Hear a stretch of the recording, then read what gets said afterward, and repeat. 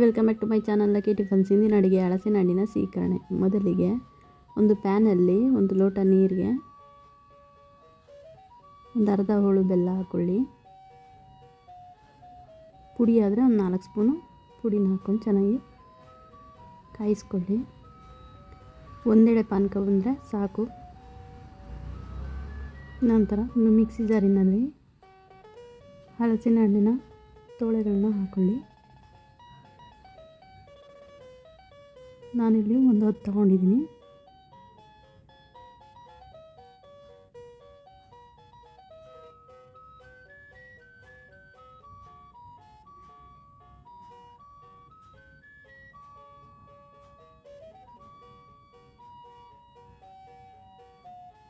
ನಂತರ ಅದನ್ನು ಸಣ್ಣದಾಗಿ ರುಬ್ಕೊಳ್ಳಿ.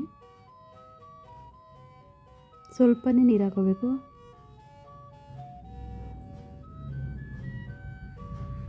ನಂತರ ಒಂದು ಪ್ಯಾನಲ್ಲಿ ರುಬ್ಬಿದ ಹಲಸಿನ ಹಣ್ಣನ್ನು ಹಾಕ್ಕೊಳ್ಳಿ.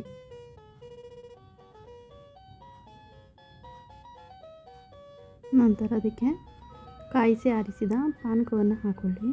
ನೋಡಿ, ಬೆಲ್ಲದ ಪಾನಕನ ಹಾಕ್ಕೊಂಡು ಚೆನ್ನಾಗಿ ಮಿಕ್ಸ್ ಮಾಡಿ ನಿಧಾನಕ್ಕೆ ಮಾಡಿ. ಸ್ವಲ್ಪ ಪಲ್ಪಿಯಾಗಿ ಬರಬೇಕು.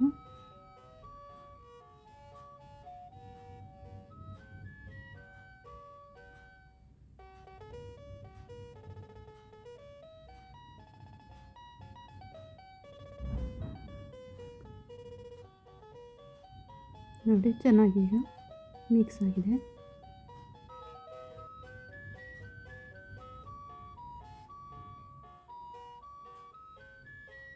ಇನ್ನು ಸಕ್ಕರೆ ಕೂಡ ಹಾಕಬಹುದು. ಪಾನಕನೇ ಮಾಡಿಕೊಂಡು ಹಾಕೋಬೇಕು ಸಕ್ಕರೆನೂ. ನೋಡಿ, ಇವಾಗ 1 ಸ್ಪೂನು ಏಲಕ್ಕಿ ಪೌಡರು, 1 ಸ್ಪೂನು ಒಣಶುಂಠಿ ಪೌಡ್ರನ್ನ ಹಾಕ್ಕೊಂಡು ಚೆನ್ನಾಗಿ ಮಿಕ್ಸ್ ಮಾಡ್ಕೊಳ್ಳಿ.